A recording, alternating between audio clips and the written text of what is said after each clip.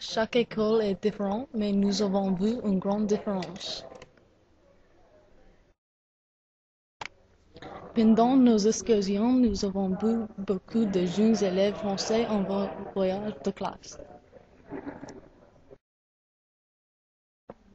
Les élèves français commencent leur voyage plus jeunes que les Américains. Souvent, les Français ont seulement 3 ou 4 ans.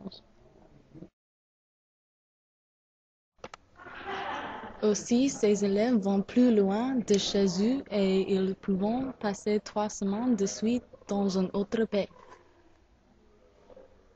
En France, c'est plus facile de trouver les lieux historiques qu'aux États-Unis parce que les États-Unis sont un pays aussi nouveau.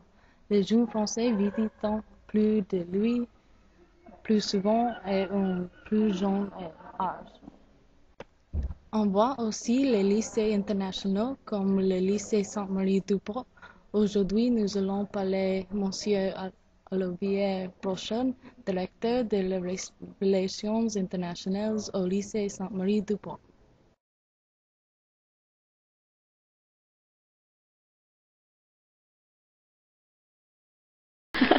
Combien de voyages de classe les élèves font-ils chaque année? Alors, les élèves n'en font qu'un. Un seul voyage. Un seul voyage. Mais il y a plusieurs voyages possibles. Oui. Vous voulez parler des voyages? Oui. Alors, les voyages possibles, il y a des voyages pour la langue, en Allemagne, en Espagne. D'accord? Oui.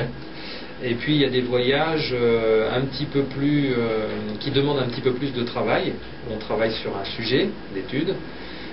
Il y a donc un voyage en Australie, en Islande, et tous les 2 ans en Amérique, en Louisiane.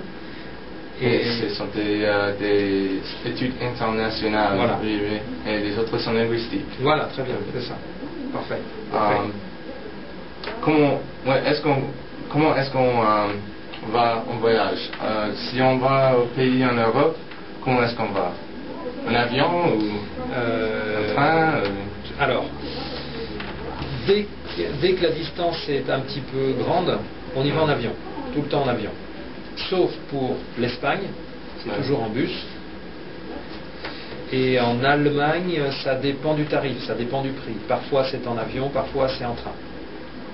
On prend moins cher. À quel âge commencent les élèves au voyage? 15 ans. 15 ans? 15 ans, les plus jeunes et les plus âgés ont 18 ans.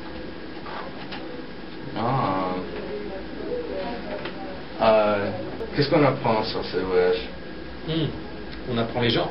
La culture et la culture, le mode de vie,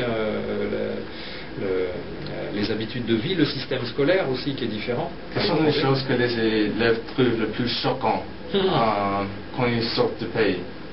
En Amérique? Oui. Oui, en Amérique. L'alimentation.